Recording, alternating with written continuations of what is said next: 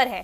ख्वाजा चिश्ती साहब का 811वां उर्स परवान पर है और आज इसी के लिए पीएम मोदी और सीएम गहलोत की ओर से चादर पेश की जाएगी।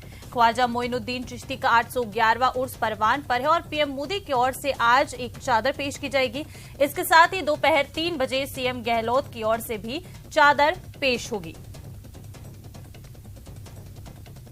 तो ख्वाजा चिश्ती साहब का 811वां उर्स परवान पर है। इसी को लेकर पीएम मोदी और सीएम अशोक गहलोत की ओर से चादर पेश की जाएगी। सुबह पीएम की ओर से आज चादर पेश की जाएगी, वहीं दोपहर 3 बजे सीएम अशोक गहलोत की ओर से भी चादर पेश की जाएगी।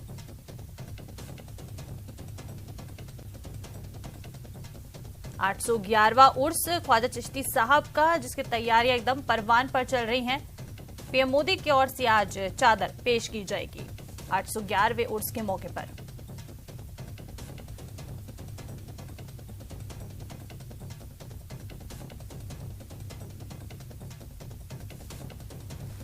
तो अजमेर में ख्वाजा चिश्ती साहब के 811वें उर्स को लेकर तैयारियां पूरी हो चुकी है। 811वां उर्स है और ये परवान पर है अपने, इसलिए पीएम मोदी और सीएम अशोक गहलोत की ओर से आज चादर पेश की जाने वाली है। बता दें कि दोपहर 3 बजे सीएम अशोक गहलोत की ओर से भी चादर पेश की जाएगी और प्रधानमंत्री नरेंद्र मोदी की तरफ से भी जो एक चादर है वो यहां पर पेश की जाएगी। बता दें कि हजारों जायरीन जो है इस वक्त अजमेर पहुंचे हुए हैं। इस उर्स को लेकर 811वां उर्स है ख्वाजा चिश्ती साहब का, जिसको लेकर अजमेर जो है कई जायरीन पहुंच रहे हैं। पड़ोसी मुल्कों से भी जो जायरीन है यहां पर पहुंच रहे हैं और उसी आज 811वें उर्स के तहत ही पीएम मोदी की तरफ से जो एक चादर है वो यहां पर चढ़ाई जाएगी।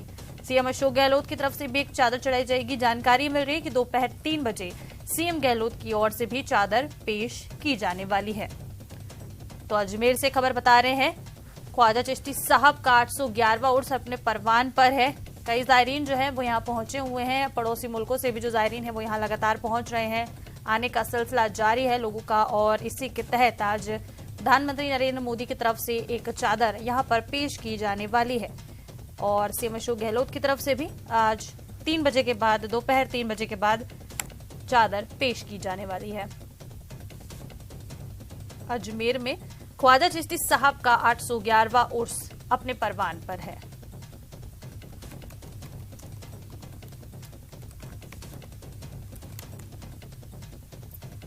और इसी को लेकर देखिए 2 तस्वीरें आपके टीवी स्क्रीन पर आपको दिखा रहे हैं। ख्वाजा के दर पर पीएम की चादर जो है वो चढ़ाई जाएगी और ख्वाजा के दर पर सीएम की चादर भी चढ़ाई जाएगी। 2 तस्वीरें आपके टीवी स्क्रीन पर आपको दिखा रहे हैं। आज प्रधानमंत्री नरेंद्र मोदी की तरफ से और प्रदेश के मुख्यमंत्री सीएम अशोक गहलोत की तरफ से चादर जो है वो यहाँ चढ़ाई जाने वाली है। 811वां उर्स।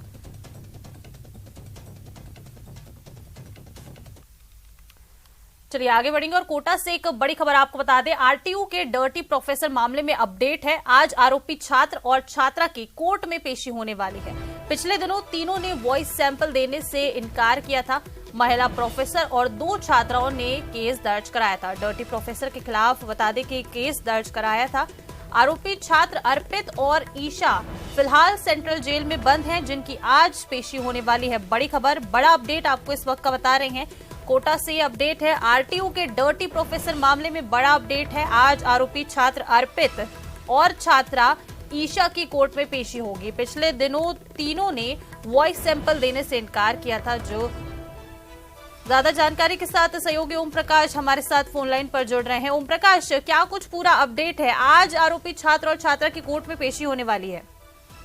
देखिए, पिछले लंबे समय से डर्टी प्रोफेसर, जो छात्रा ईशा यादव और जो अर्पित है अग्रवाल, वो तीनों कोटा की सेंट्रल जेल में बंद है और लगातार जो है एसआईटी की टीम कुछ और चेहरों को बेनकाब करने में जुटी हुई है। पिछले दिनों इनको कोर्ट में पेश कर वॉइस सैंपल के लिए कोर्ट के आदेश पर कोर्ट में बुलाया गया था, लेकिन तीनों ने वॉइस सैंपल देने से इनकार करने के बाद ये कहा जा सकता है कि अब एसआईटी की टीम उनके तथ्यों को और साक्ष्य को मजबूत करने में जुटी हुई है और जो बातचीत पहले से हो चुकी है उनको ही आधार मानते हुए, उनको ही उस ऑडियो को ही आधार मानते हुए अब प्रयोगशाला में भिजवाया गया है उनके जो वॉइस। और ये कहा जा सकता है कि आज ठीक कोर्ट में पेश है। फिलहाल तीनों आरोपियों को किसी प्रकार की कोई राहत नहीं मिल पाई, क्योंकि ईशा यादव की जमानत अर्जी कोर्ट ने पहले ही जो है खारिज कर दी थी और दूसरे की जमानत जमानत अर्जी फिलहाल किसी और की तरफ से लगाई नहीं गई है। ये कहा जा सकता है कि लंबे समय से तीनों आरोपी कोटा की सेंट्रल जेल में बंद है और एसआईटी की टीम अब लगातार तमाम तथ्यों तमाम पहलुओं पर जांच करने में जुटी हुई है। आरटीओ के डर्टी प्रोफेसर के मामले में ये कहा जा सकता है कि अब जब इनकी जमानत अर्जी खारिज होने के बाद, अब वही सैंपल देने के इनकार करने के बाद अब दूसरे पहलुओं पर जांच करेगी और माना जा रहा है कि कुछ और चेहरे बेनकाब हो सकते हैं। ये कहा जा सकता है कि डर्टी प्रोफेसर ने पूरे जो है ओम प्रकाश, आप नजर बनाए रखिएगा, अपडेट्स आपसे लेते रहेंगे। फिलहाल आपका शुक्रिया तमाम जानकारी के लिए। चलिए आगे बढ़ेंगे और झालावाड़ से एक बड़ी खबर है। नकली करेंसी के खिलाफ पुलिस की कार्रवाई देखने को मिली है। पुलिस ने यहां 2,46,400 रुपए के जाली नोट बरामद किए हैं। जाली मुद्रा छापने के उपकरण भी पुलिस के द्वारा बरामद किए गए हैं। सूरजपुर क्षेत्र के चंद्रावती कॉलोनी के मकान पर कार्रवाई की गई।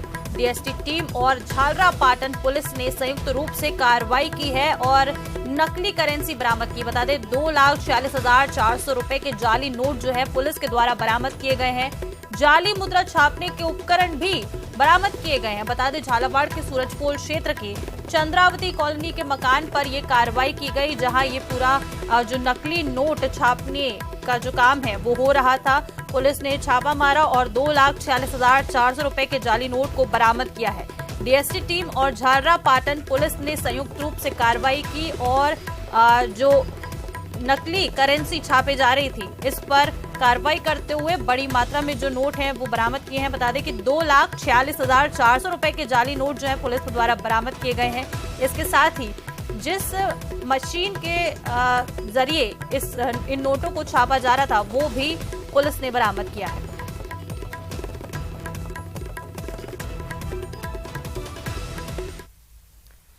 आगे बढ़ेंगे और देखिए खबर बूंदी से है। शहर के कोतवाली थाना इलाके के मनोहर बावड़ी क्षेत्र में एक ही परिवार के दो पक्षों में दुकान को लेकर विवाद में 4 लोगों पर एसिड फेंक दिया गया। एसिड अटैक में तबस्सुम और उसका पति मोहम्मद इकबाल, पुत्र आरिश और आहिल झुलस गए, जिन्हें इलाज के लिए जिला अस्पताल के ट्रॉमा वार्ड में भर्ती कराया गया है। जानकारी के अनुसार शहर के मनोहर बावड़ी निवासी तबस्सुम अपने परिवार के साथ अपने चूड़े की दुकान पर बैठी हुई थी। इसी वक्त परिवार के ही अन्य लोगों ने वहां आकर झगड़ा किया और एसिड फेंक दिया। रिपोर्ट में बताया कि इनके बीच एक दुकान को लेकर विवाद चल रहा है। महिला थाना पुलिस ने फरियादी की रिपोर्ट पर मामला दर्ज कर जांच शुरू कर दी है।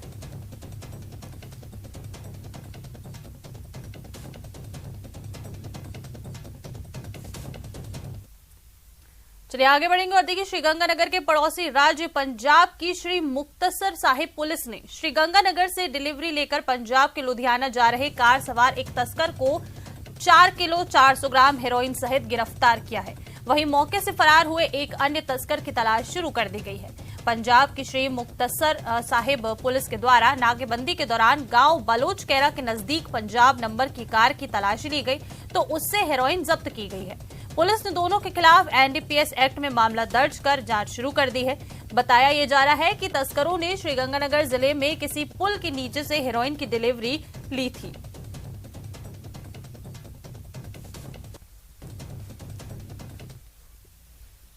थाना लंबी दी पुलिस जिस दी अगवाई एसएचओ मनिंदर सिंह मुख अफसर थाना लंबी कर रहे सी, उन्होंने बलोचकेरा डिफेंस रोड ते नाकाबंदी की सी। नाकाबंदी दौरान उन्होंने एक कार स्विफ्ट PB08DB 7912 ਨੂੰ रोक के ਜਦੋਂ मेरी हाजरी ਦੇ ਵਿੱਚ ਤਲਾਸ਼ੀ ਕੀਤੀ ਤਾਂ ਕਾਰ ਦੇ ਵਿੱਚੋਂ 4 किलो 400 ग्राम हेरोइन बरामद हुई। और देखिए टोंक जिले के देवली के कल्याणपुरा गांव में तालाब में डूबने से 3 बच्चियों की मौत हो गई। बच्चियों की मौत की खबर के बाद पूरे गांव में कोहराम मच गया। सूचना पर देवली थाना अधिकारी जाब्ते के साथ मौके पर पहुंचे और बच्चियों को बाहर निकालने का काम शुरू किया गया। अंधेरा और तेज सर्दी होने के चलते शव निकालने में यहां काफी परेशानी भी हुई है। आखिर ग्रामीणों की मदद से तीनों बच्चियों के शव निकलवाकर देवली अस्पताल की मोर्चरी में पहुंचाए गए। जानकारी के अनुसार 7 साल की रिया और 9 साल की किरण दोनों बहनें थीं।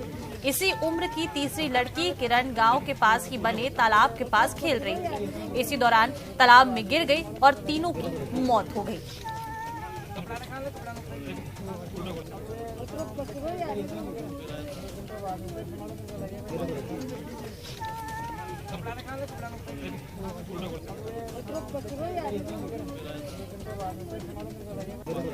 शाम को इतना मिली कि कल्याणपुरा गांव में 3 बच्चियां अपने गांव के नाड़ी में डूब गई। इसी तालाब पे आए, गांव वालों से भी ग्रामीणों के सहयोग से तत्काल 2 बच्चे रिया और किरण पुत्री नंद किशोर मीणा को तो निकाल लिया था, वो दोनों मृत हो गई। तीसरी बच्ची काफ़ी प्रयासों से अब ट्रेस हुई है, जिसका नाम भी किरण पुत्री मुकेश धाकड़ है। इनको निकाल लिया और आगे बढ़ेंगे और देखिए, सांसद किरोड़ी लाल मीणा ने धरना खत्म कर दिया है। समर्थकों से उन्होंने घर लौटने की अपील की है।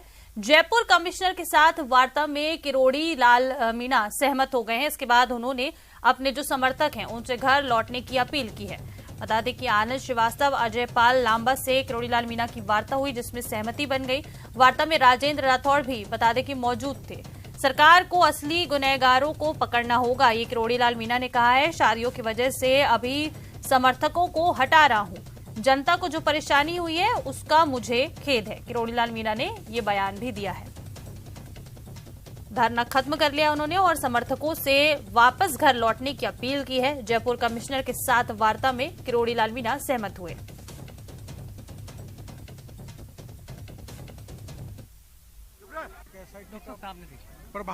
प्रभावी एसआईटी का गठन कर दिया जाए, वो जांच किया जाए।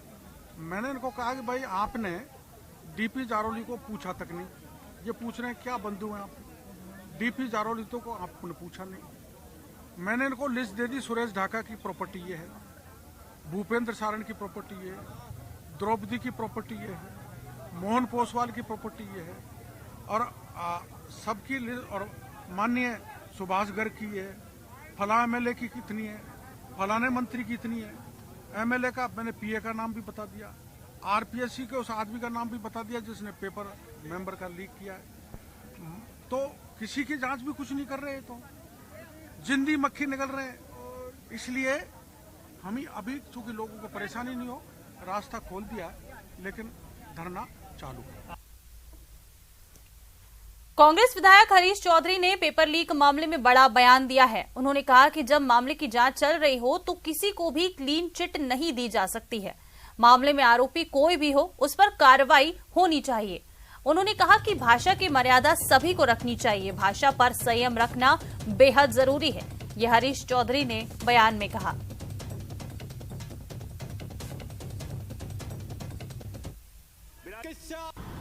किसी को भी हमारे को क्लीन चिट नहीं देनी चाहिए, क्योंकि जांच अभी जारी है।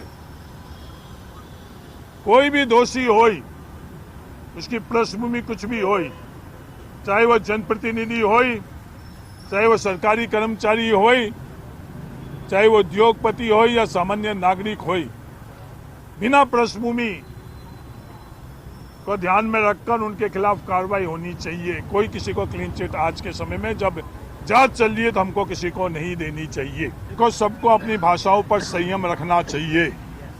ये संयम सिर्फ हम लोग आम नागरिकों के ऊपर ही लागू नहीं कर सकते। ये संयम भाषा किस प्रकार की हो, ये हरीश चौधरी पर भी लागू होना चाहिए। मैं स्टीयरिंग कमेटी का सदस्य हूँ, इसलिए मुझे ये अतिरिक्त अधिकार नहीं है। तो ये बात हर किसी पर लागू होती है कि वो अपनी भाषाओं को संयम से भाषा का जो मर्यादा है उसको रखे। और 28 जनवरी को प्रधानमंत्री नरेंद्र मोदी भीलवाड़ा आएंगे। जिला प्रशासन और पुलिस विभाग ने पीएम के दौरे को लेकर तैयारियां लगभग पूरी कर ली हैं। कलेक्टर आशीष मोदी और पुलिस अधीक्षक आदर्श सिद्धू खुद मौके पर जाकर अब मॉनिटरिंग कर रहे हैं। सुरक्षा व्यवस्था को लेकर बता दें कि तैयारियां की गई है, उनका कलेक्टर और एसपी ने जायजा लिया। एसपी और कलेक्टर से खास बातचीत की हमारे संवाददाता राहुल कौशिक ने।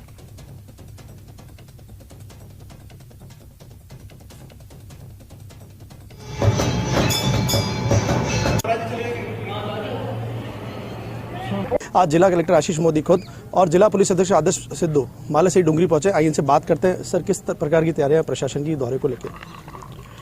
माननीय प्रधानमंत्री महोदय के प्रस्तावित दौरे को लेकर के यहाँ पर मालासेरी में हेलीपैड संबंधी, सुरक्षा संबंधी और यहाँ के जो रूट्स हैं जो मालासेरी तक पहुँचते हैं उनको दुरुस्त किए जाने संबंधी व्यवस्थाएं की जा रही हैं। और जो स्थानीय प्रशासन है, जो गवर्नमेंट ऑफ इंडिया की टीम आई है, जो आयोजकों की टीम है, यहाँ के ट्रस्ट के मेंबर्स हैं, सभी लोगों के साथ इनपुट लेकर के जो भी व्यवस्थाएं ज़रूरी हैं उनकी माकूल व्यवस्था की जा रही है। राज्य सरकार के द्वारा भी इसको नियमित रूप से मॉनिटर किया जा रहा है और जो व्यवस्था है उसको दुरुस्त करने के निर्देश दिए गए हैं। हमारे साथ जिला पुलिस अधीक्षक आदर्श सिद्धू जी भी हैं, इनसे बात करते हैं। सर, कानून व्यवस्था किस प्रकार से लागू हो रही है? कहीं ना कहीं बहुत ही इम्पोर्टेंट है कानून व्यवस्था, पीएम का खुद का दौरा है। जी, जो प्रस्तावित दौरा है उसके संबंध में जो भी सुरक्षा को ध्यान में रखते हुए जो भी माकूल कदम उठाए जाने चाहिए वो हम उठा रहे हैं। सिक्योरिटी का जायजा लिया जा रहा है, जहाँ जहाँ फोर्स डिप्लॉयमेंट करनी है, जहाँ ट्रैफिक डाइवर्जन करना है और जो अन्य कदम उठाने हैं जो एज पर नॉर्म्स हैं वो किए जा रहे हैं और एक अच्छा दौरा हम कराएंगे। ये थे हमारे साथ जिला कलेक्टर आशीष मोदी और पुलिस अधीक्षक आदर्श सिद्धू, जिन्होंने बताया कि तैयारियां जोरों शोरों से चल रही है। कहीं ना कहीं प्रशासन और पुलिस इन तैयारियों को लेकर बिल्कुल हाई अलर्ट मोड पे है और प्रशासन और पुलिस की तैयारी पूरी मुस्तैदी से चल रही है। वीडियो जर्नलिस्ट अंकुर सनाटी के साथ राहुल कौशिक, न्यूज 18 भिलवाड़ा। चलिए आगे बात करेंगे अब सर्दी की। प्रदेश में ठंड का सितम जारी है। प्रदेश में एक पश्चिमी विक्षोभ सक्रिय हुआ है, जिसके चलते अब कड़ाके की ठंड और बारिश का दौर कुछ इलाकों में देखने को मिल रहा है। बता दें कि कुछ इलाकों में हल्की बारिश के आसार जताए गए हैं और अब बारिश ने मौसम में गलन बढ़ा दी है। भरतपुर संभाग में बता दें कि पश्चिमी विक्षोभ का असर देखने को मिलने वाला है, तो फिलहाल सर्दी से राहत मिलती हुई नजर नहीं आ रही है। प्रदेश में ठंड का सितम जारी है। एक पश्चिमी विक्षोभ सक्रिय हो गया है, जिसके चलते अब कड़ाके की ठंड में बारिश भी शुरू हो गई है। कुछ इलाकों में हल्की बारिश के आसार जताए गए हैं। बारिश ने मौसम में गलन बढ़ा दी है।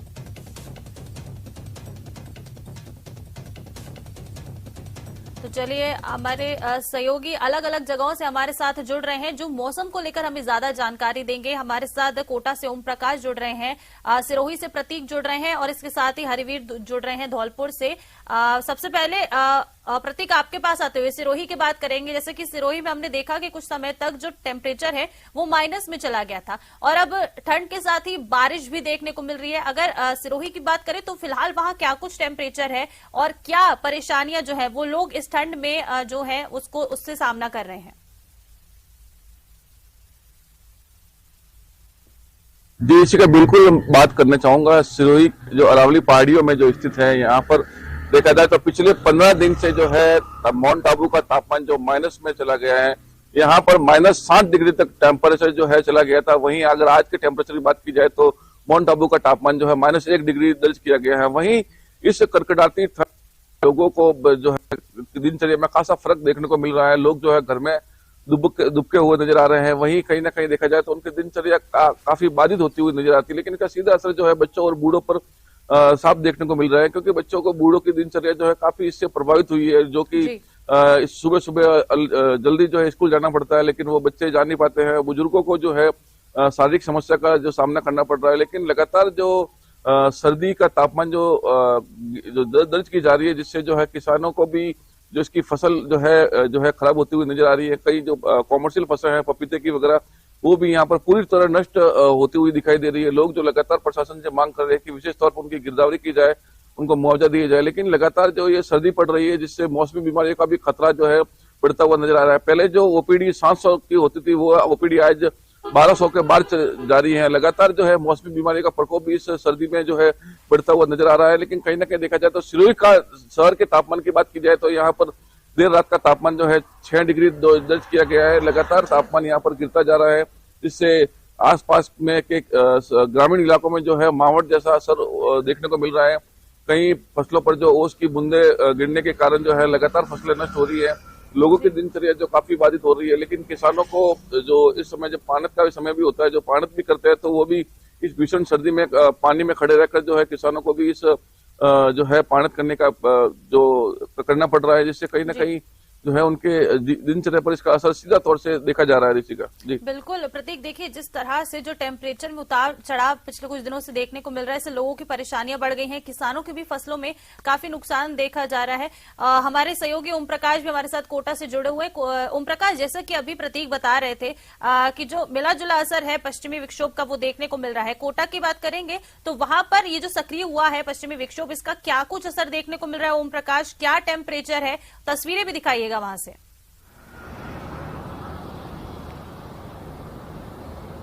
देखिए, कोचिंग नगरी में भी सर्दी का सितम जारी है और ठंडी हवाओं का दौर जारी है।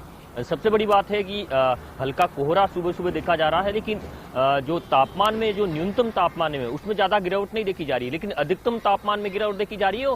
और तापमान में, अधिकतम तापमान में गिरावट के साथ ही ठंडी हवाएं जो है पश्चिम विपक्ष के चलते ये कहा जा सकता है कि उसका असर ही कहा जा सकता है कि ठंडी हवाओं का दौर है और जारी है। और सुबह सुबह जो ग्रामीण अंचल के इलाके, सुबह नदी नालों के पास, चंबल नदी और तालाब के किनारे वाले रहने वाले लोगों को न केवल कोहरे का असर देखने का पड़ रहा है, बल्कि सर्दी का असर भी। कुछ तस्वीरें आपको दिखाना चाहते हैं डीसीएम रोड इलाके की। ये तस्वीरें आप देख सकते हैं कि कोहरा का असर साफ तौर पे, क्योंकि सुबह हो चुकी है, लेकिन कोहरे के चलते वाहनों को हेडलाइट का सहारा लेकर जो है सफर करना पड़ रहा है। और ग्रामीण अंचल में हालात इससे भी ज्यादा खराब है।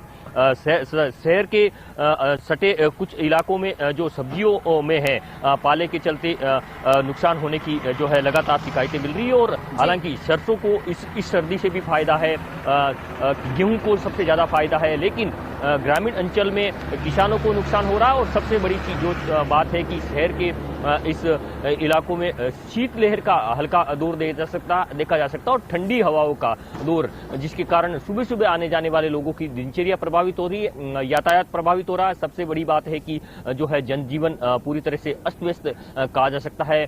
जो शहर के कई इलाके हैं वहां कोचिंग नगरी में सबसे बड़ी जो अहम बात देखी जाती कि अलग अलग इलाकों में अलग अलग तापमान, हालांकि 12 डिग्री के आसपास शहर का न्यूनतम तापमान कहा जा सकता है, लेकिन शहर के कुछ ऐसे इलाके जिसमें 12 डिग्री से कम तापमान है। स्टेशन इलाके में फिर बहुत कम तापमान के चलते सर्दी के कारण लोगों को भारी परेशानियों का सामना करना पड़ता है। ग्रामीण अंचल में इससे भी कम कई तापमान देखा जा सकता है। एमपी से सटे इलाके हैं, ग्रामीण अंचल के इलाके, वहां भारी परेशानियों का सामना करना पड़ रहा है। कुल मिलाकर ये कहा जा सकता है कि पश्चिमी विपक्ष के चलते ये कहा जा सकता है कि उसका असर साफ तौर पे देखा जा सकता है। और कोचिंग नगरी में भी सर्दी का सितम जारी है। शहर सहित ग्रामीण अंचल में लोगों को की दिनचर्या प्रभावित हो रही है और जो खेतों में काम करने वाले लोग हैं उनको परेशानियों का सामना करना पड़ रहा है। कोचिंग जाने वाले लोग जो है उनको परेशानियों का सामना करना पड़ रहा है। जो सुबह सुबह स्कूल जाने वाले लोग हैं, बच्चे उनको निश्चित रूप से इस सर्दी का सामना करना पड़ रहा है। हालांकि न्यूनतम तापमान में ज्यादा कोई गिरावट नहीं देखी जा सकती, लेकिन फिर भी अधिकतम तापमान में गिरावट के चलते लोगों की परेशानियां फिलहाल कम होती नजर नहीं आ रही है। और माना जा रहा है कि बिल्कुल ओम प्रकाश, जैसा कि तस्वीरों में भी हम देख सकते हैं, आपके पीछे जो तस्वीरें उनसे साफ समझ में आता है कि सुबह का वक्त है, लेकिन फिर भी लोग अभी भी घरों में दुबके हुए, इससे समझ में आता है कि वहां किस कदर ठंड पड़ रही होगी। हमारे साथ सहयोगी हरवीर भी धौलपुर से जुड़े हुए हैं। हरवीर, जैसा कि अभी हमने ओम प्रकाश और प्रतीक से जाना कि जो पश्चिमी विक्षोभ है कोटा और सिरोही में, दोनों ही जगहों पर इसका असर देखने को मिल रहा है। हरवीर, अगर धौलपुर की बात करें तो वहां पर क्या कुछ इसका असर देखने को मिल रहा है? कई जिलों में देखिए बारिश के भी आसार हैं, तो धौलपुर को लेकर क्या कुछ अलर्ट है?